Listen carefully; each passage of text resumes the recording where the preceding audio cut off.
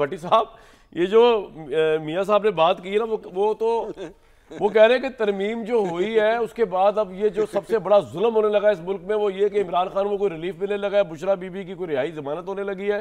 इससे बेहतर है कि नवाज शरीफ साहब को पावर में लाया जाए, वरना ये जुल्म होगा। ये एक नई एंगल निकाल दिया इन्होंने। वैसे अतर साहब, आपने भी गौर से सुनना है अभी इस बात को, जवाब देना है इसका। जी भट्टी साहब, पहले आप। पहली बात तो इस मखौलिया टॉपिक पे आने से पहले वो जो एक सीरियस टॉपिक था कि वाकई जो आर्मी चीफ़ जो हैं वो वाकई जो भारत के आर्मी चीफ़ हैं, जी सही कह रहे हैं आप, वाकई ये एक ट्रेलर था।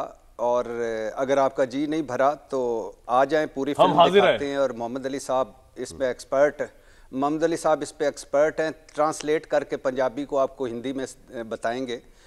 और इस फिल्म में मोहम्मद अली साहब जानते हैं कि अब कोई वक्फा भी नहीं होगा, गाने भी नहीं होंगे, बल्कि युद्ध होगा। वो नहीं कहता था वो जनरल बख्शी, जब वो फैंटी पड़ी ना तो वो टीवी पे बैठ कर रो रहा था कि युद्ध अर्जुन युद्ध, युद्ध करो। और आपने यानी भारत ने अपना तकब्बर तो ख़त्म करवाया ही, अपनी साख को बर्बाद किया ही, अपने खित्ते में चुदराट को ख़त्म किया ही। भारत ने तो अल्हम्दुलिल्लाह रूसी 400 वो जो थे दिफाई सिस्टम, उसका बेड़ा गर्क किया, इस्राएली ड्रोन्स का बेड़ा गर्क करवाया, फ्रांसीसी राफेल का बेड़ा गर्क करवाया। और अब बुज़दिल इतना है कि ये बुज़दिल इतने हैं कि अब बजरिया अफगानिस्तान हम पर हमला आवर हैं, यानी सीधे से हो कुछ नहीं सकता। अब दूसरी तरफ से और इस तरफ से भी आपको जो जवाब मिलेगा, हमारी फौज जो जवाब देगी वो आपको लग पता जाएगा। सर ये तो ये हो गया, अब जरा इनकी वाली बात पे आ जाए मियां जावेद लतीफ साहब की। लेकिन जी जी जी जी उस मखौलिया टॉपिक पे आने से पहले दो जुमले के ये जो अब ये जो भारतीय आर्मी चीफ हैं, इनको चाहिए कि अर्नाब गोस्वामी साहब और मेजर गौरव और जनरल बख्शी को भी भिजवाएं। यार ये भी बड़े शौकीन हैं लड़ाई के, तो आए इनको भी हम हमारे साथ मिलकर ये फिल्म देखें। अब आ जाइए जी इस मखौलिया टॉपिक पे कि जो मेरा नानके पिंड के जवेद लतीफ़ साहब हैं, मुझे बड़े प्यारे लगते हैं। लेकिन दुख और तकलीफ़ की बात यह है कि एक मरतबा ही इनको वज़ीर बनाया गया और वो भी बेमहकमा। और अब अल्हम्दुलिल्लाह हार चुके हैं, अब हार चुके हैं और पूछते फिरते हैं कि वो नहीं मुझे क्यों निकाला, कि मैनू किस हराया, हर गली मोहल्ले में पूछते फिर रहे हैं। और जो थड़ों पे है ना जवेद लतीफ़ साहब, थड़ों पे जो बातें हो रही हैं वो आप और मैं टीवी पर नहीं कर सकते। जो आपके हवाले से, आपके कायदे मोहतरम के हवाले से, शहबाज शरीफ साहब के हवाले से, मरीम नवाज साहबा के हवाले से जो थड़ों पर बातें हो रही हैं वो ना ही करें तो अच्छी है। क्यों भाई, बताएं जहाँ क्या हो तक रहा है है कि नवाज शरीफ साहब को पावर में लाना, जहाँ तक इस बात का ताल्लुक है कि नवाज शरीफ साहब को पावर में लाना है, तो नवाज शरीफ साहब तो अभी कल ही जवेद लतीफ़ साहब हमें बता रहे थे कि नवाज शरीफ तो पावर में हैं, हर मीटिंग को वो सुपरवाइज करते हैं, उनकी बेटी उधर है, उनका भाई उधर है। और उन्होंने ये जो ऑपरेशन बुनियानुल मरसूस अपने जो ऑपरेशन रूम में क्लब सैंडविच खाते हुए इसको डिज़ाइन किया और फिर फैक्स किया और फिर पेजर पर भी भिजवाया और फिर दरो दीवार हिला दी है भारत के। तो अभी कहाँ और कितनी पावर चाहिए नवाज शरीफ साहब को? मैं तो चाहता हूँ कि वज़ीर आज़म भी उनको बजाएं, वज़ीर आला भी उनको बनाएं, और बल्कि कोई दो चार और भी उनके पास अगर ओहदे हैं तो वो भी उनको दें, मुझे तो कोई एतराज़ नहीं।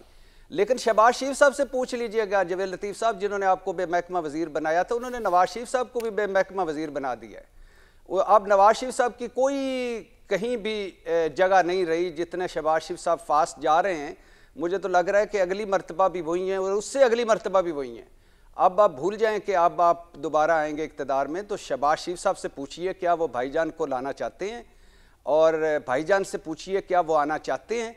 जब भी आए हैं भाईजान, वो जो यास्मीन राशिद साहब की सीट पर जीते हुए भाईजान, तो वो जब भी आए हैं तो उन्होंने दो ही काम किए हैं। आके आते हैं, एक वोट डालते हैं, गाड़ी में बैठते हैं, 20-25 गाड़ियों का प्रोटोकॉल होता है और घर चले जाते हैं।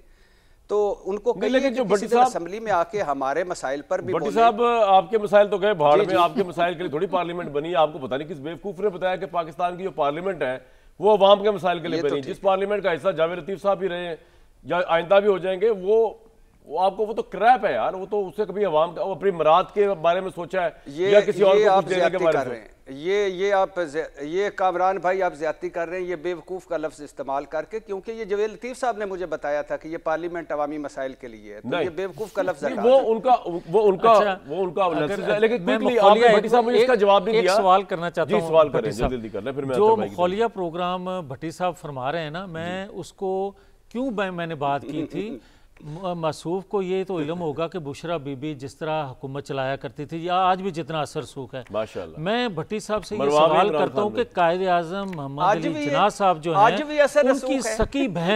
उनकी सकी बहन फातिमा जिन्ना कभी सवाल किया करती थी ना कि कौम के हवाले से या सरकार के हवाले से, तो एक सेकंड शर्मिंदा होना चाहिए यार, किससे मिला रहे हैं भाई? अच्छा नहीं, मेरी अर्ज सुन लें।